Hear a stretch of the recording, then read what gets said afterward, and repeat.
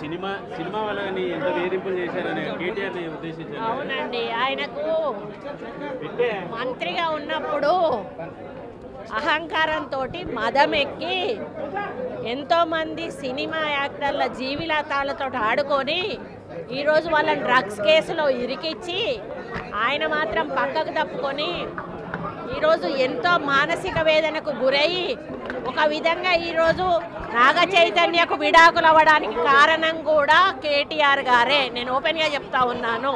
మీరు ఎంక్వైరీ కొండా సురేఖ దొంగ ఏడుపులు దొంగ మాటలు మాట్లాడుతుంది.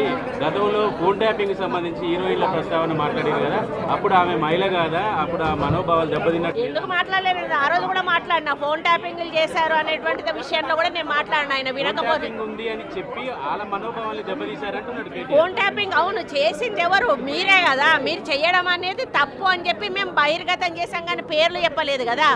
ఈ రోజు నేను చెప్తా ఉన్నా కదా, నాగ చైతన్య సామంత్య విడిపోవడానికి కారణం కేటీఆరే. ఈరోజు చాలామంది హీరోయిన్లు తొందరగా పెళ్లిళ్ళు చేసుకొని సినిమా ఫీల్డ్ నుంచి తప్పుకోవడానికి కారణం కూడా కేటీఆరే.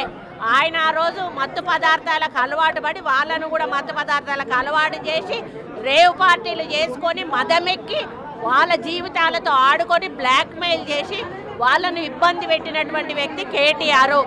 అది అందరికీ కూడా తెలుసు, సినిమా ఫీల్డ్లో అందరికీ తెలుసు, అది ఓపెన్ రహస్యము.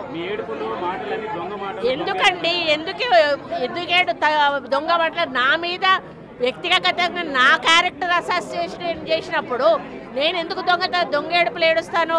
నువ్వు ఎవరి మీద వచ్చినప్పుడు ఏడిస్తే ఏదో నాటకం చేసినట్టు నా క్యారెక్టర్ అసాసినేషన్ చేస్తారు, నా మీద అసభ్యకరమైనటువంటి పోస్టులు పెడతారు.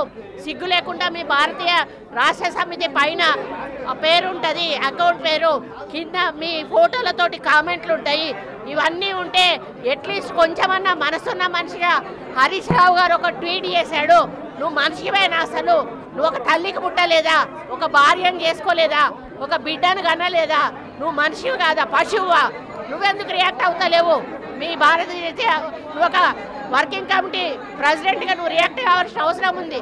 అకౌంట్ మాది కాదని చెప్పాల్సిన అవసరం ఉంది. వాళ్ళ మీద చర్యలు తీసుకోమని చెప్పాల్సిన అవసరం ఉంది. వాళ్ళను పార్టీల నుంచి బహిష్కరించాల్సిన అవసరం ఉంది.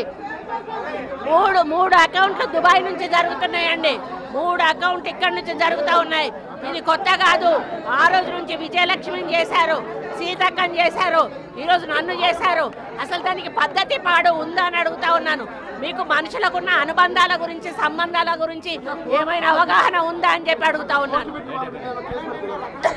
సైబర్ క్రైమ్లో పెట్టామండి, పోలీస్ స్టేషన్లలో కూడా పెడతాము.